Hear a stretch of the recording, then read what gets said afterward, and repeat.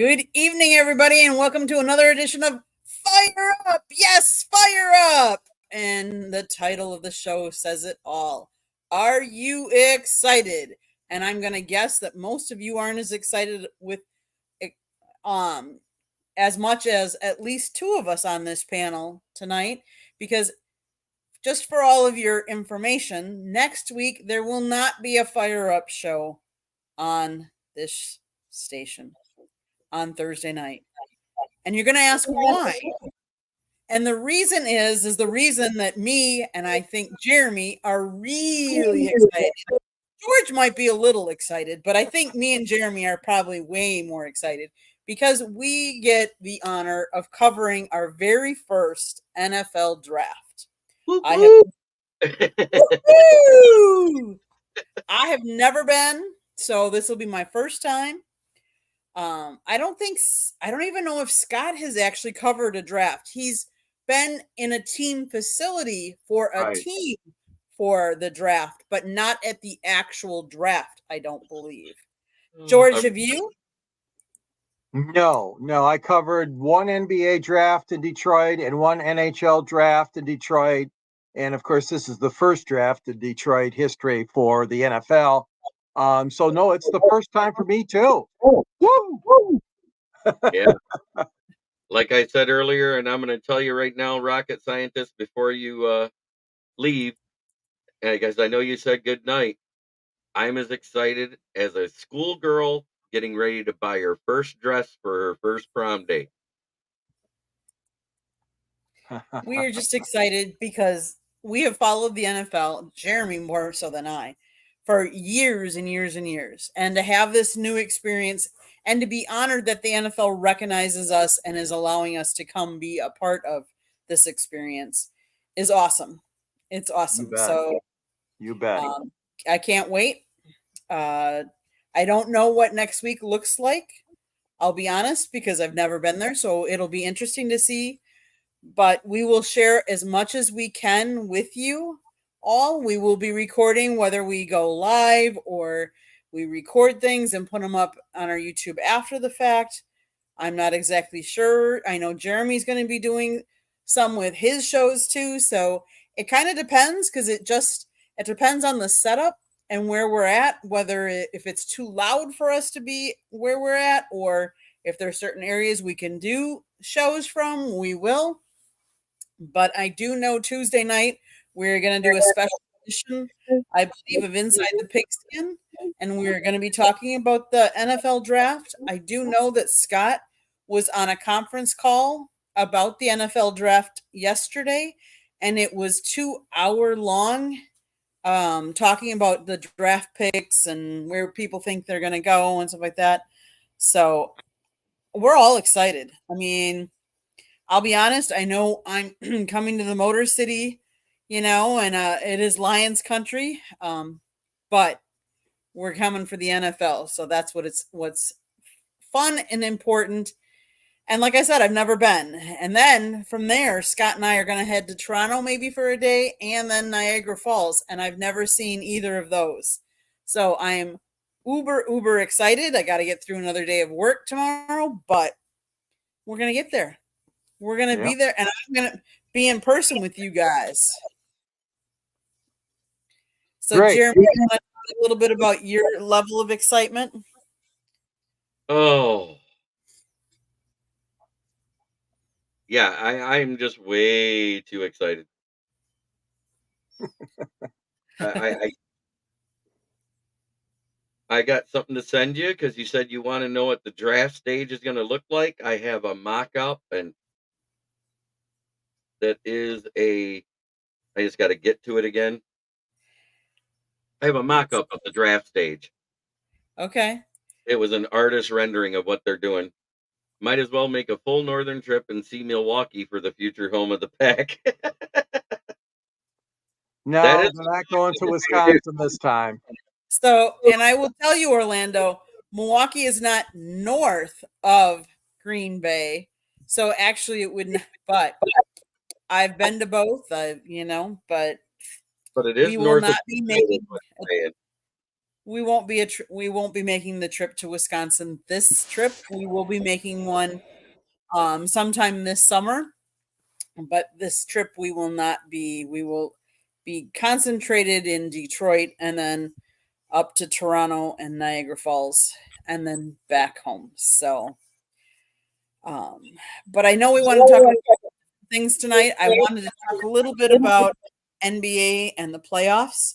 I'm not quite as familiar with them as some people are, but I do know that I feel bad for Jimmy Butler because Jimmy Butler, Orlando, yes, we're gonna go to the Canada side to see Niagara because I've heard that's the better side to see it from. So we will see it from that side. But back to Jimmy Butler suffers an MCL sprain and is out for several weeks. That is a huge blow to the Miami Heat. And I feel bad for him. Yeah. You know, he works hard. He is a hard worker. And There it is. I sent it to you if you want to put it up. That is a mock-up of what the draft stage will be at in Detroit. Send it to you through Messenger. Oh, you got it through Messenger? Okay, let me see what I can do. But yeah, so I'm sad for the Heat because I know that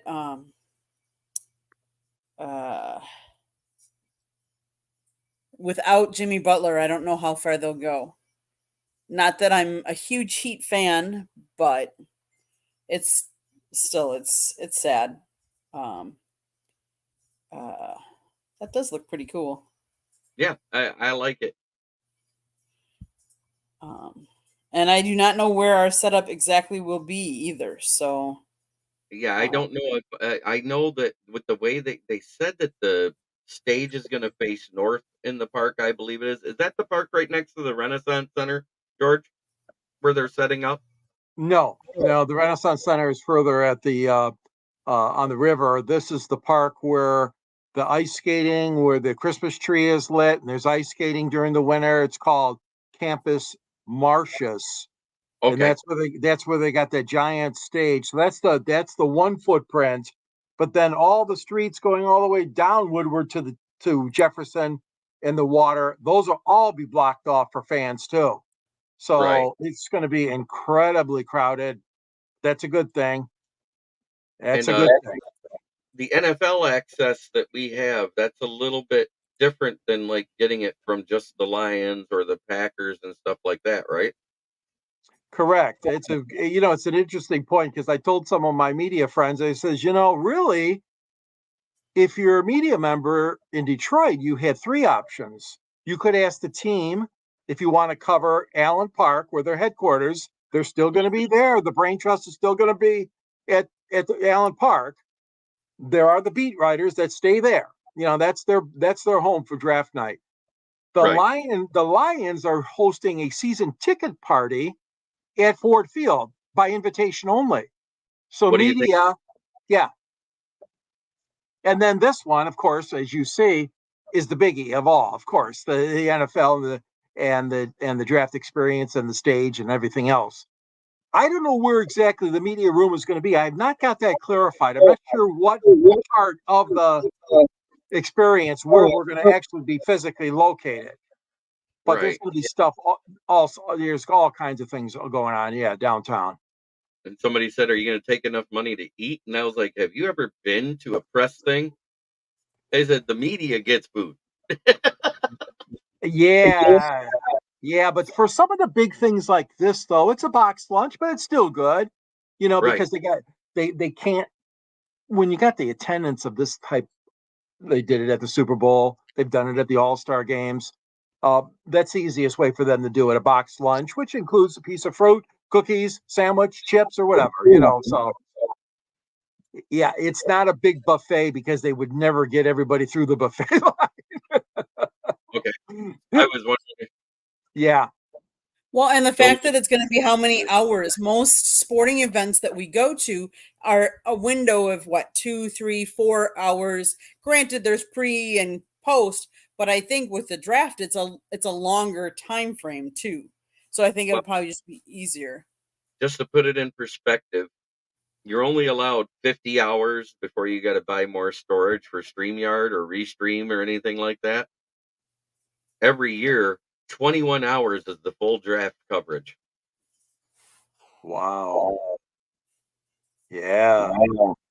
And that's what a lot of people don't realize, how much the full draft coverage really is. If you're doing the 1 hour pre, the 1 hour post, plus the draft itself, it averages out at 7 hours per day. Yeah, because Thursday night, of course, is just round one. Yeah, but they have the longer time clock. Right, Isn't it right. 15 minutes between each pick, I think they get right off the Yeah. rip. Yeah, it'll probably go every bit of, what do you think? Midnight it might end on Thursday or 11:30? I'm not sure. It usually ends right about 11 o'clock, but Oh, after does you it? do your post show and everything Yeah. else and you go over your reviews, it's midnight. Yeah. The coverage ends at midnight. Yeah. Yeah. But at the same time, you don't want to leave right when it's over Oh, at no. 11 o'clock. You don't want to be trying to get to your car and pull out of where you're at. Right. Usually Ted, 11:30ish. Yeah, James Burgess is exactly right, because that's when I would sign off, as between 11:30ish and whatever. okay. In Orlando, you hit a really good one there, my friend. Orlando said the Golden Fleece should cater. The Golden Yes. Fleece is a longtime Detroit Greek restaurant, and it's a good one. So I'm glad you brought that up, Orlando. And listen, I don't pretend to be in the know. As far as the food, they may have made arrangements with local restaurants in Detroit. They just not told us. But yeah, that sometimes like a taste of Detroit or a taste of Michigan. They might have Coney Islands. They might have Sanders hot fudge sundaes. They might have Big Boy sandwiches. Right. You Hamburgers. know, We don't know. anytime you're getting something for free, guess what? It tastes great. They might have Little Right. Caesars pizza. You never know. Well, yeah. There you go. And we know Mhm. Detroit loves its pizza. Yes, yes. Tom Monahan owned the Tigers, and then he, made a big name for himself with Domino's. And then you got Mike Ilitch with Little Caesars. Detroit's been known for being a pizza town. And Orlando, a lot of the hotel rooms are already taken. So we could not get in at the Hilton. We do know that some of our friends from Sideline are staying at Caesars over at Windsor. They're even staying in a different country than some of us. So some of us are out in the suburbs, as we will call it, because they're expecting over 300,000 people to come to your city. And before anyone asks, yes, I will be properly groomed and looking good as best I can. Jeremy has contact. Tell him to call Diddy. It wasn't Diddy. I told you that this morning. You brought up a good point. You got up, if I can interject here, Candy brought up a good point about the hotel rooms, because so often we hear, oh, Detroit, sorry, you can't bid on such and such because you don't have enough hotel rooms that are nearby. How many years we've heard that refrain? So, in other words, I give the league a lot of credit, because they could have said, Mrs. Ford, Mrs. Sheila, no, I think you better wait a few more years. You got to put up a few more hotel towers. But they didn't do it. So and then you get the other side of the story. Adam Silver or Gary Bettman, oh, well, you can't get the All-Star game yet because you don't have enough rooms near Little Caesars Arena. Well, that's hogwash, because you see what the NFL did. They awarded Detroit with all these thousands of visitors. And as you said, I mean, some people are staying in Windsor or staying in Farmington Hills or Dearborn or wherever. So it's kind of a weird, what shall we say, position that some of the leagues take about Detroit, whether using the scapegoat, I call it, as not enough hotel rooms. There's And of no course, hotel rooms. Detroit hosted the Super Bowl, of course, too, years ago. There's also no hotel rooms from the south side of Flint through Grand Blanc. All of those are booked up for this weekend, and they have been booked up since January. Wow. So if you think about it, that's actually not that far of a commute if you're not dealing with a crap load of traffic. To drive to Detroit is always easier than it is to get out. I've been saying this for years because I used to deliver water down there and Uh-huh. into the Troy area down by Big Beaver and 14 Mile and 12 Oh, yeah. Mile. And as long as I got my route done by 3:30 in the afternoon, I could make it home before 6. But if I didn't, especially during Christmas time, I would not make it home till 9 or 10 o'clock at night. I would spend Oh, 5 hours in traffic. wow. Yeah. Oh, yeah. Burgess admits to that. He says, yeah, hotels along I-75 all the way to Holly and Grand Blanc are booked, and many of them are running special shuttles too for a small fee down to the draft. That's a good thing to do. Yep. I mean, why not? Why not bank on it? We're talking about hundreds of dollars per room because they jacked up the price for a special event. Oh, yeah. The hotels you could usually get for $75, you're going to be paying 125 to 150 for. Yep. Another comment there, Orlando, you made about Detroit. And yes, that's interesting that you bring that up about the Olympics. The Motor City had several attempts. They made several attempts to host the Summer Olympic Games. And the last time they wanted it was 1968. They were beaten out by Mexico City.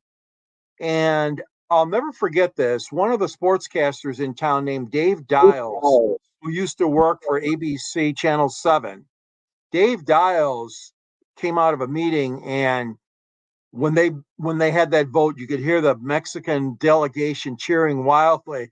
And out the door of this hotel room comes Fred Mathai.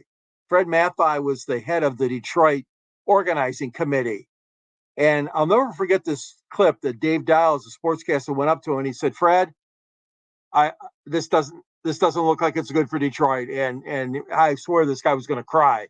This Detroit, or that was the last time we attempted, was to get the 68 Olympics, which they voted on, I think, back in 63 or 64. But Detroit, it's just an unbelievable expensive proposition to host the Olympics. That's why they go to cities like Atlanta and LA, that have a lot more money. Even New York was turned down. But anyways, I'm digressing here about Detroit and the Olympics. Yeah. But didn't we also try to get in for the 2024 one and we got as high as third in the voting this time? If I remember right, I read something that last 2 years ago when they were deciding. I don't think so, but I could check on that to see. I Because know yeah, go ahead. I don't know if it was the 2024 or it was back in 2018 with the 20 Okay. Olympics. I know we Yeah. got into one of them, and the highest we've ever been ranked in the top 5 was 3 Yeah. recently. Yeah. And you do bring up a good point, Jeremy, because you first have to go through your own country and see who's bidding against you. For example, it could be Detroit, Atlanta, New York, and Philly. And like you said, they have to inspect all the areas, and then the national committee looks at all the sites first. And you're right. I think we did have a bid, like you said, several years back. But that being said, the problem with the Olympics now is the fact that they're so expensive. They're probably going to end up going back to most of the cities that we were in before. Right. Why it's taken Paris, France 100 years to get the Olympics back is beyond me. I couldn't believe when they said it. Paris hasn't had the summer games, but anyways, that's just for another day.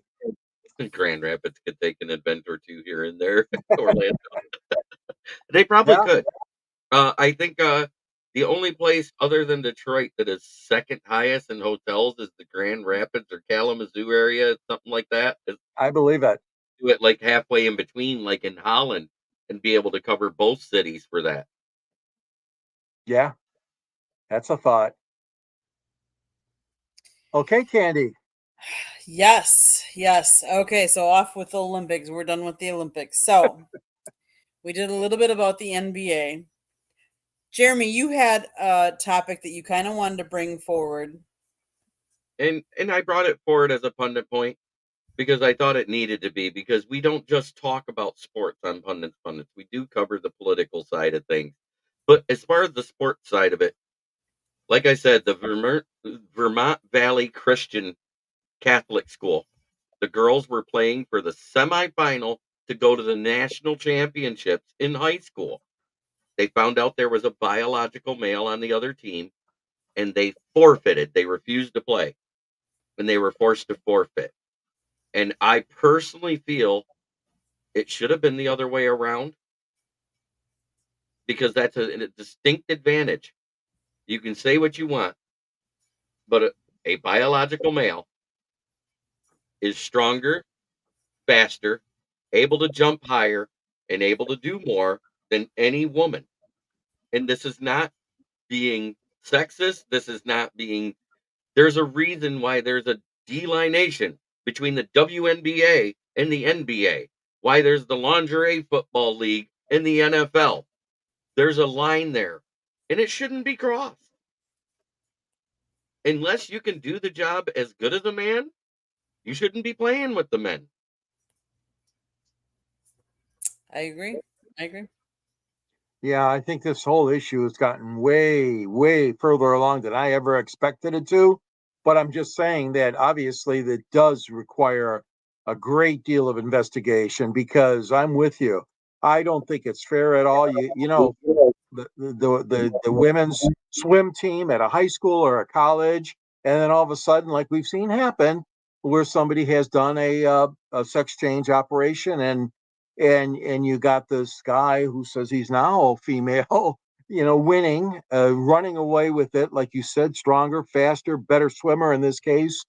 And it isn't fair to the other teammates and the other females on the squad, so to speak. And I don't know. It's just it's a thorny issue, but it's something that's really hitting hard lately. I'm glad you brought that up, Jeremy, about the situation in Vermont. Mm-hmm. What do you think, Candy? I agree with you. If you are born a man, I understand, and I don't know that I do understand this, but if you do no longer want to be a man and you feel that you should be a woman, that's fine. That's your choice. That's your prerogative. But if you want to compete, you need to compete with people that are biologically like you. Amen. Period. Whether you're, because like you said, biologically you are built differently. A male body is built differently than a female body, and rightfully so. And yes, you can have some operations to change the aesthetics or the appearance of your body, but physically you are still the same. And so I have a big problem. I'm glad they walked away and said we're not going to compete against them. They shouldn't. It shouldn't even have come to that. If you want to have a co-ed league, then have a co-ed league, and then I don't have a problem. It's just like when they do mixed doubles bowling. Mm-hmm. Yep. You have to have at least one woman on your roster, mm-hmm. or you cannot have a team. Mm-hmm. I've played co-ed softball, and you had both.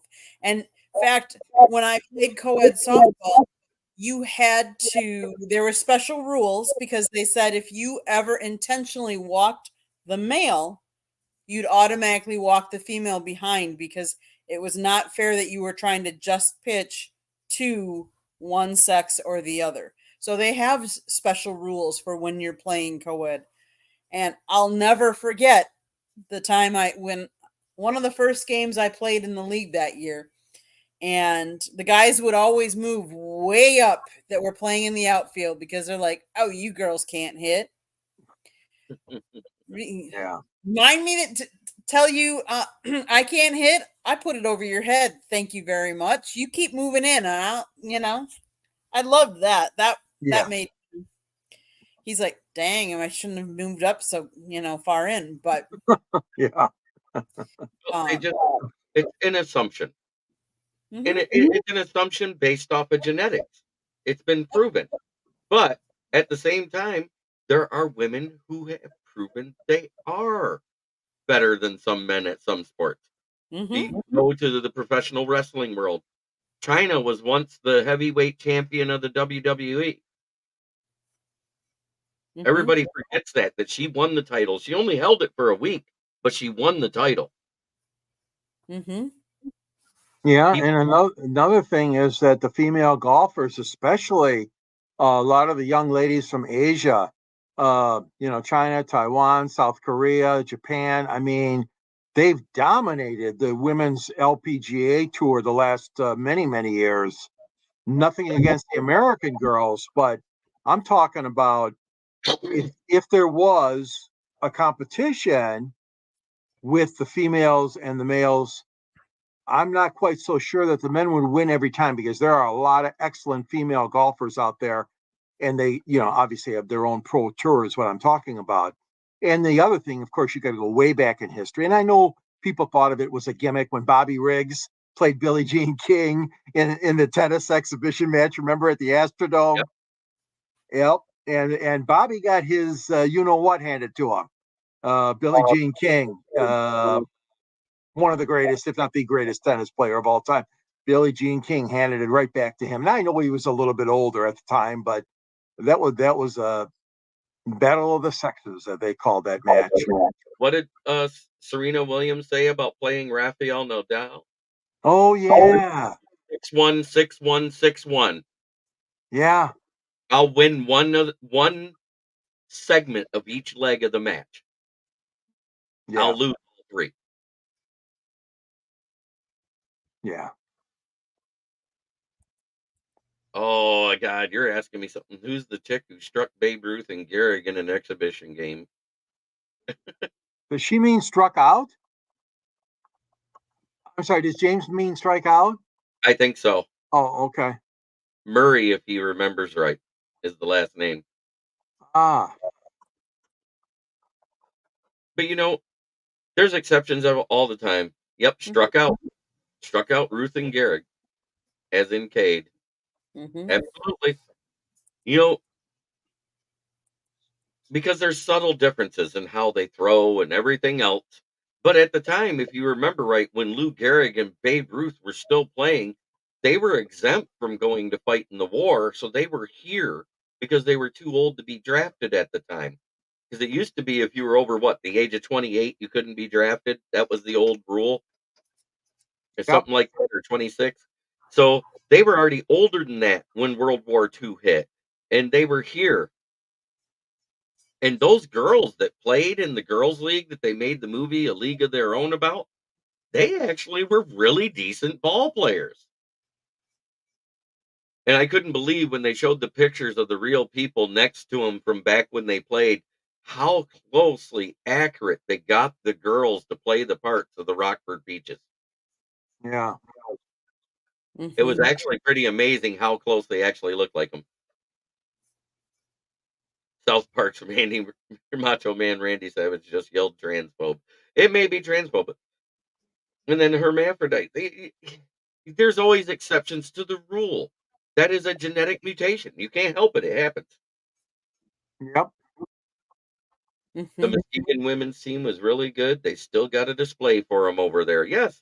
As a matter of fact, the women's baseball league from back then has a whole section at the Hall of Fame. As well they should. Yeah, because they were playing because the major league couldn't. So one of the other topics I really wanted to quick get to is NHL approved today the Coyotes' move to Salt Lake City. So goodbye, Arizona. Hello, Salt Lake City. So what do we think about that move, gentlemen? I think it's a good move. Salt Lake City is one of those cities that I think a winner. Okay, so you got Denver, Salt Lake City, and Lake Placid. And there was a city in California called Squaw Valley that once hosted the Winter Olympics. But Salt Lake City, of course, did a terrific job when they had the Olympics. A gentleman named Mitt Romney, who I know we've heard of, was the host committee chairperson. So Salt Lake City does like winter sports, number one. Number two, they have a basketball team. Okay, so let's not just say, oh, well, they don't play pro sports there. Well, no, you're wrong. The Salt Lake City Jazz moved from New Orleans and became the Salt Lake City, or the Utah Jazz, excuse me, with Karl Malone and John Stockton and, some great teams they had there. Jerry Sloan was their coach. Hockey is going to succeed because they love their winter sports. So I think it's a brilliant move by the NHL. NHL bought the team from Arizona, from the current owner down there in Phoenix, and then obviously the league is going in to sponsor this team.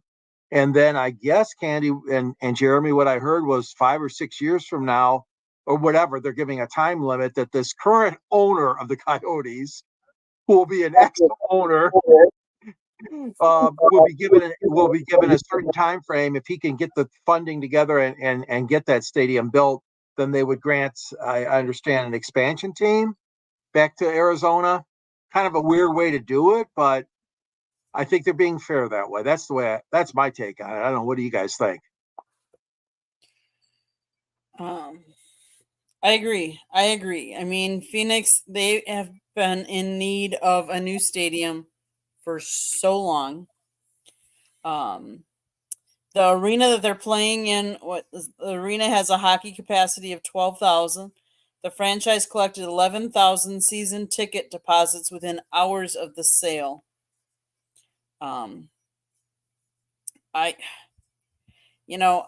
I've actually been to Arizona. I've actually seen Coyotes play. I've seen them play in both. They played in two different arenas, and I've seen them play in both. Believe it or not, because that's highly unusual. Because I haven't gone. I've only seen four hockey stadiums. I've seen the Coyotes. I've seen the Red Wings. I mean, I've seen the two for the Red Wings. I've seen in Milwaukee they play the AHL, and of course I've seen the Panthers. So it's unusual that I've seen both in Arizona, but they needed to do something, and they weren't going to build a stadium for them, and they couldn't figure out where they wanted to put it, and they fought about this and they fought about that, and if you don't want the team, this is what's going to happen. And Salt Lake City wanted the team, so good for them. Give them to a team, give them to a place that wants them. I don't know about this whole 5-year. Then he can get another expansion team. If he couldn't find the right place to have a team now, why would you think in 5 years it's going to change? So, but good move for them. Robert Waddell's exactly right. They did default on the hotel bills because it isn't the visiting team that pays for that. The home team pays for a visiting team's floor while they're there. And they defaulted on paying the local hotel over the last 2 seasons because they didn't have the money. So if you don't have the money to pay the hotel bill, you definitely don't have the money to renovate or build an arena. Guess what? You don't deserve a team. I'm a little upset it's going to Utah. I wish it had went to Kansas City because they have the facility there already. Interesting. Very interesting. Yeah. I think that Kansas City Scouts, they were called, and they tried it there. It just did not succeed. In fact, the general manager was a former Detroit, well, he's a Hall of Fame player, Sid Abel. Sid Abel was brought in with good background, good hockey minds, and they still couldn't succeed. So that being said, that one doesn't cross my mind too much, Jeremy. I mean, I know it's a big enough city, but I don't think that they'd be able to support it. It's just my gut feeling. And the only reason why I say that is because they built that pro style NHL size hockey rink that has the arena to seat up to 15,000, which is actually yeah. I hear you.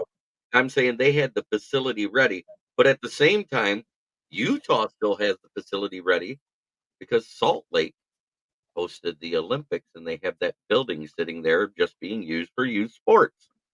Yeah, yeah. Hey, can I interject? I just want to mention one. You know, Ken Cal, who's the voice of the Red Wings on radio. This is what he said today. He says, "I'm sad that the Coyotes are leaving Arizona. It was a great place to be, especially if you had an off day. In March, you could go to a Cactus League baseball game. The weather was great, lots of places to eat too. I'm going to miss it." Right. I thought that was interesting. Yeah, the voice Class of the act. Red Wings. Class act. Yeah. You know who I feel sad for? I feel sad for the fans of Arizona, the fans that supported them. I mean, they're not going to reach into their pocket and build a stadium or anything like that, but I feel bad for those fans.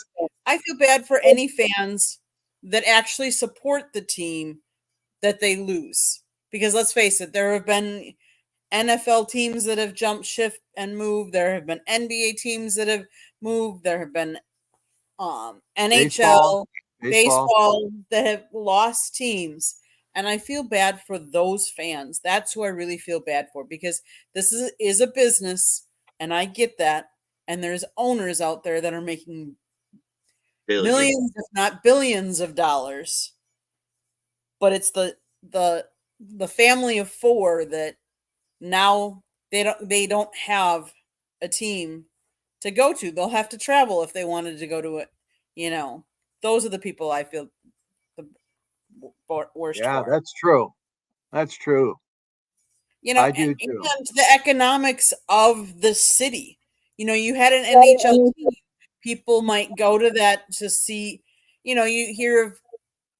I one of my biggest regrets, I would say, is my dad and I had started to. At one point, we went to all the Big Ten football stadiums, to a bunch of them. We never got to all of them, you know. And so you hear of these families, or father son or father daughter, that go to all of the NBA facilities, or all of the NHL facilities, or all the MLB facilities, or the NHL. They want to visit all the different teams and stuff like that.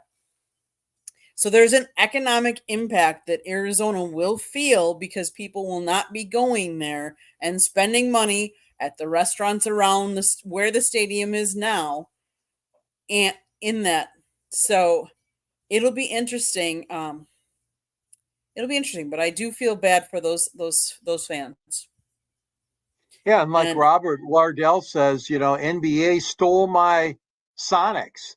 And there's another team, you know, the Seattle Supersonics, all those years succeeded. I mean, maybe not to an extreme degree, but they succeeded. And like you said, Candy and Jeremy, they've got strong fan base and all that. And that's another city that was vacated, just like we mentioned Kansas City in hockey. And then don't forget Oakland, what they've gone through with losing the Raiders more than once in the NFL, and you know, several other teams, of course, too. St. Louis, you know, the Rams abandoned St. Louis, you know, even after they won a Super Bowl. And think about it, St. Louis has been abandoned twice. That's right, the Cardinals. St. Louis was the second team that the second city that the Cardinals went to, was there for decades.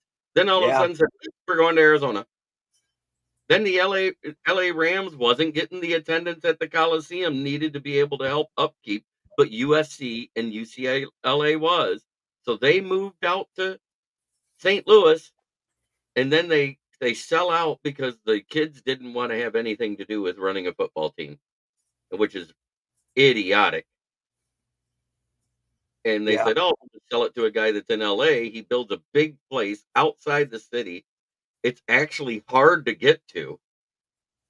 The SoFi Stadium is not even close. It's in actually Orange County. It's not even in the Los Angeles area. So you got to mm, commute. If the traffic's good, an hour just to get there. yeah. If the traffic's bad, it might take you 3 hours. Oh And my, I feel sorry for the St. Louis. And I have the feeling if there's ever an expansion team, St. Louis and Albuquerque, New Mexico will get it, because Albuquerque, New Mexico, ever since that's been Jeff Bezos' headquarters, is actually a booming city and gaining in population. And that would be two cities prime to add expansion teams in the NFL. Yeah. Interesting. Okay. Well, any other topics you guys want to bring up? Because I know we still have to do my town segment. So, Oh, well, that's all. George, what No, is happening I'll just, in your town? well, as Jeremy knows, we got two things that are prominent in the sports world, and one would be the Red Wings, and how sad to see the Red Wings miss the playoffs. But I'm sorry, they have only themselves to blame. I mean, you cannot go through a season with long losing streaks like they did on a couple of occasions, 6, 7 game losing streaks, and then expect to just try to, you know, edge your way in at the very end. Now, I'm taking nothing away from those dramatic come from behind wins this past week. It was so exciting, both on the road and at home. And but it was bittersweet because your fan base has been waiting 7, 8 years for the Red Wings to get back to the playoffs, and they came so close. And you talk about the fans; those are the ones I feel for because, like you said before, Candy, they're paying these salaries, they're paying the high prices, they're paying to take their families to a game and have a good restaurant, a beer or two, or pizza, or whatever they're going to have. But the Red Wings came oh so close, and that really, really was hard to take. Washington Capitals, of course, they did it fair and square, and they got in ahead of Detroit. But it was a very, very sad last couple of days here in Detroit because of that situation. I, for one, think that it was a good sign. It was positive. They haven't been competing in the spring for God knows how many years. Not even had a chance to go down to the wire. So it'll be interesting to see what they do in the offseason because Steve Yzerman picked up a lot of veteran players last year during free agency. I'm not quite so sure how much he's going to do this year or if all those guys they all won't come back, but if he wants to even keep all those guys that were just 1 point shy. And so it's the end of hockey in Detroit again for another spring. So I want to add to that because I Sure. did pay attention to that, especially at the end. And yes, their March was horrible. The Pistons won more games than the Red Wings in the month of March. Granted, it was only one, and they play a lot more games than what the Red Wings do. But still, as bad as the Pistons are, they won more games than the Red Wings, which was a good team in the month of March. But at the same time, when the Philadelphia Flyers found out going into the shootout or into overtime that the Red Wings had knocked them out of the playoffs, they pulled their goalie and let the Washington Capitals score a goal in overtime. Yeah. That is what kept us out. Because if there was a loss, the Red Wings was in. That was what was announced. If there was a loss that night, because the Capitals had to lose, then the Red Wings were in. And we won our game. We did the part. We weren't back going in. We won the game. Granted, in a shootout. But they came back in Red Wing fashion. That's what they've done all year. That second period is awful. And it's mostly, if you look at it, look at our defensemen. We have a good one and an okay one on the front line. In the middle two lines, we got mediocre to awful. And then we got a good one and an okay one on the grind line. We don't have anybody for the second and third lines on defense, which is why our goalies look like Chapupu. Yeah. Good point. Sheila Ford Hamp comes out and says 2023 was phase one of completing the rebuild. It was winning the division and going far into the playoffs. And they managed to do that. They played their third game in the playoffs since they were world championships. I mean, since 1957, people. And now, phase two, 2024, she didn't say she promised, so don't put those words in her mouth. She said the goal is the Lombardi Trophy. And their mantra last year is it takes more. And I pray to God that means more running the football in the third quarter. Yeah. So and as far as anyone's concerned, as you all know, last year when we drafted Hendon Hooker, because I projected it on Thanksgiving before the season even ended, as soon as he was hurt and who we hired as an assistant coach, that Hendon Hooker would be a Lion if he was there in the third round. The Hendon Hooker jersey I bought was a throwback. It was a black jersey. I had it custom made on purpose because I knew the blacks were coming back. There you go. So, my town. Well, we were talking about the transfer portal on Pundit's Pundit. We have now seen both Chucky Hepburn of the Badgers and I'm sorry, and now I'm going to forget his name. He was the kid that came to us from New Jersey. They both have entered the transfer portal. What's his name? I'm sorry, guys. Stokes.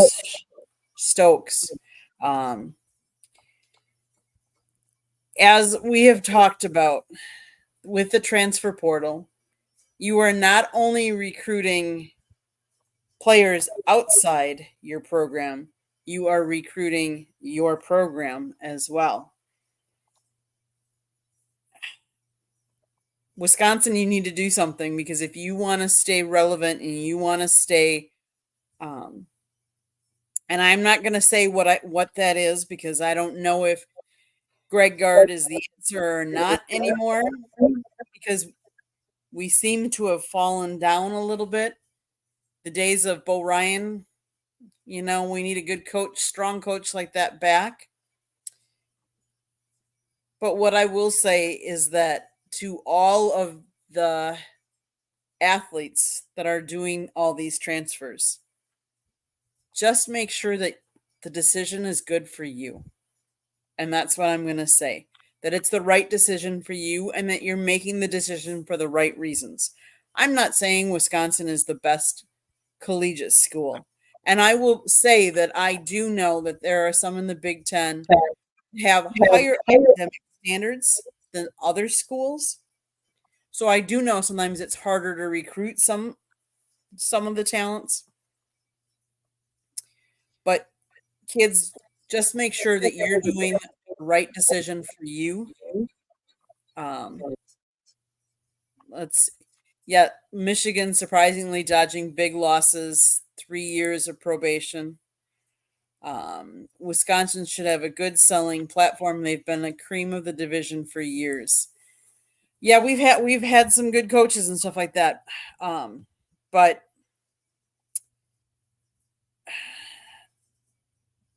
the other thing I will say is good luck to the Bucks. The Bucks are in the playoffs, although they're having some injuries right now. Giannis, of course. And the Brewers, knock on wood, are at the top of the division right now. And yes, they are ahead of the Cubs, even though it's only by a half game. But losing our coach to the Cubbies, Mr. Craig Counsell, right now is not as big of a factor as maybe some of us might have thought. But I do say kudos to Jackson Chourio. He is a rookie that got a big contract, so he is not considered a rookie. So he cannot win Rookie of the Year because they signed him to a contract before the season. And yet he has hit, I want to say, like 13 home runs in so many games. So why couldn't the Brewers in the NL back when Robin Yount kept kicking our Amen. because they were moved when who got the team that then they moved that was back? You talk about Seattle Pilots? Well, The no, Braves. the Brewers moved from the American League to the National League because there was another team that they formed. The Was it Houston? Astros joined the American League, I was going to say the Astros. Exactly. which is So great that's- because they have a big rivalry now with Texas Rangers. Yeah. Mhm. And Milwaukee And had that National League heritage, remember, with Henry Aaron? Yep, and then they went to Atlanta. They went for, wasn't it the Milwaukee Braves, and then it became Yes, the Atlanta yes, Braves. very, And very then it good, was Jeremy. Yeah.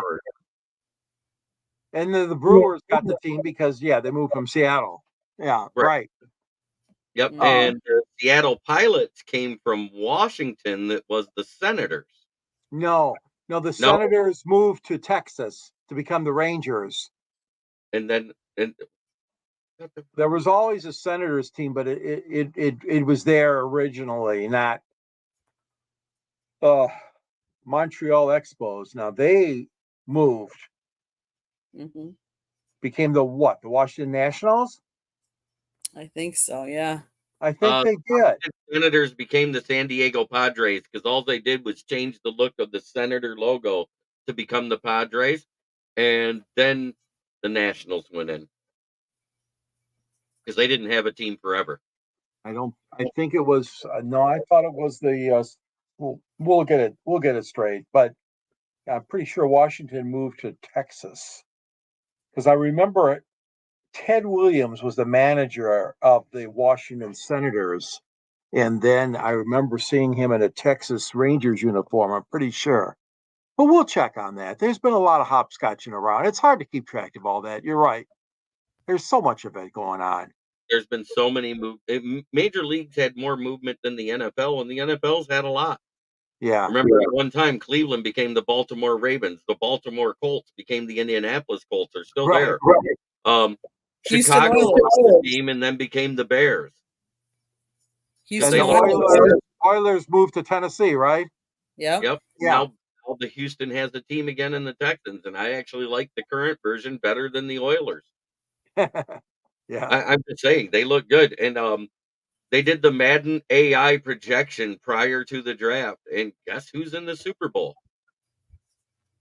Houston Texans, Oh, come on. Detroit Lions. Really? Yep, Oh, man. That would yep. be something. And the Detroit Lions was originally founded in 1930 as the Portsmouth Spartans. Yeah. From Ohio. Correct. But the Yep. Arizona Cardinals was the very first established pro league team prior to the NFL even being made. It was established in 1896. Wow. That's a long time ago. Mm-hmm. Okay. That's all I got. You know what? That's all I've got. Let's go over how people can get a hold of us. So, George, why don't you go ahead and start? You can find me on the South Florida Tribune. I write under the Motor City Tribune. And at the end of my column, there's a picture that looks just like this guy, just like Jeremy's face. It's called Detroit Sports Broadcasters on the Air.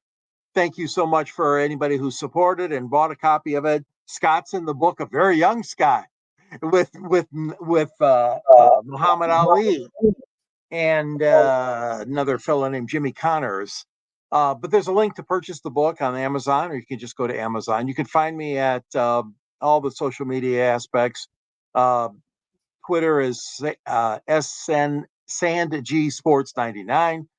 You can find me on LinkedIn. You can find me on Facebook under my name, and you can find me, of course, under the South Florida Tribune. And also, I'm happy to be on these shows. I love talking to everybody. And 108 Stitches and Pundit's Pundit and Fire Up at the Sports Exchange. And I just appreciate the opportunity and good seeing you guys all tonight. Okay, Jeremy, how can we get a hold of you? Well, of course, right here on the South Florida Tribune YouTube channel. But if you want to see my writings, it is under the SouthFloridaTribune.com, right underneath George Eichhorn, actually. You let's scroll down about 3-4 guys. And look, like right now, underneath them. That's where I belong. I'm the rookie in the journalism crew. But I'm working on it. I'm getting better all the time, I'm told. Have you had to read as much lately, Candy? No. Nope. Good. I've been working on the grammar and writing out 1, 2, 3, 4, 5, 6, 7, 8, 9. Mm-hmm. But other than that, you can find me on my channel. I'm live 8 times a week. 3 primetime shows at 9 p.m. on Monday, Wednesday, and Friday. Wednesday being the NFL show called the Roundtable Talk. The rest of them are Lions Talk with Smoke and Jeremy B at 11 a.m. Monday through Friday. I talk for an hour minimum. Today it went an hour and a half because it was just a ball in the chat, and somebody asked me why I got into it. So I actually laid it all on the table. I told the whole sad start to the story to when I started it. And, I, I with what's happening this year, it's now one of those old after school special made for TV movies type things that we used to see as a kid you don't see anymore. And yes, James Burgess says he still says naughty things on his main channel. Yes, I do, just not as much as I used to. But if somebody pokes the bear, they get the teeth. That's all I got to say. Yes. But you do podcasting, right? Your own channel. Yeah, that's what I was talking about, and I didn't name it.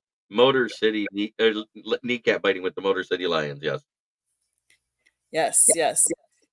Scott, who's normally not on this show, but we still promote him because he's the whole reason why we all are here together on the South Florida Tribune YouTube channel. He wrote this book. Sorry, Jeremy, you probably are lifting it up and no one can see it right now. Lessons from the Microphone, tuning into the enduring wisdom of visionary leaders. See, George has got his copy. There's mine. There's Jeremy's. It is available on Amazon, Barnes & Noble, Kindle, Apple Books, and Google Books. We are working on the audio version to come later sometime this year. It's not as easy to coordinate that, but there's a picture of Scott with like young Tommy Lasorda, young Muhammad Ali. But Scott is a good storyteller, and he's got all kinds of stories to tell about his time in the media business and how the media has changed over his 40 plus years in the business. So go out, grab that book. Go to our YouTube channel and hit that red subscribe button. If you see it, that means you haven't subscribed yet. And then for those of you that have subscribed, thank you for subscribing. But now share it to all your friends and family so that they can see it too. On Monday nights, we talk baseball, 108 Stitches Baseball Talk. Tuesday nights, we talk football, Inside the Pigskin. Wednesday nights, Scott normally does a Motor City Mad Mouse show, which is a one-on-one interview show. After that would be Sports Exchange, where we talk all sports from NHL to NFL to MLB to NBA to WNBA. We've talked college sports and even cornhole. Yes, I said cornhole. Thursday nights, Pundit's Pundit. We always take a unique perspective and talk about different things related to, typically it has a related to sports, but it doesn't always have to be. And then after that, we Fire Up nights. Now, I will say that our programming will change next week. You will not see as many shows. I know Inside the Pigskin will appear on Tuesday night. I do not know exactly what will appear the rest of the week because we will be covering the NFL draft, and it depends on sound quality, if we can do broadcast from there or if it'll just be videos that we're taping. I do not know.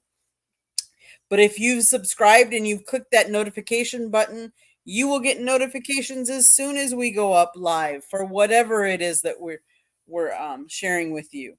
So do that, but also all the people that are on our channel, a lot of them have their own YouTube channels. We ask you to actually subscribe and watch theirs and support them because they are supporting us. So please, everybody, support them as well. We appreciate everybody that has commented in the chat room. If you like to listen to podcasts, any place you get your podcasts, you can find us. If you ever want to advertise or sponsor a show, call Scott 954-304-4941.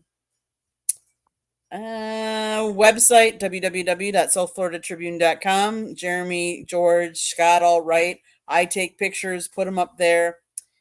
I'm better behind the camera than I am writing. So I'm just saying, the truth. I'm okay with saying that. And if you have any ideas for show ideas or anything else, you can always email us at southfloridatribune@gmail.com. If you missed any of that, it scrolls throughout the programming there. You can always go back and rewatch and get whatever you missed. We appreciate all of you from coming in the chat room and watching us and sharing us. And we look forward. And yes, the title is true tonight. We are excited. We can't wait. And I can say this. I am coming to your guys' city. It's a Hey, packet. welcome. Yes. I'll see if I can pester you all from afar. Going to the draft Thursday and Friday. All right, James. The draft. Let's go. All right. And let's also not forget to give a final plug. Our comrade Mel Farr Jr. is going to honor his daddy along with his sister and his brother Mike in Detroit on Wednesday night, April 24th, and tickets are still available.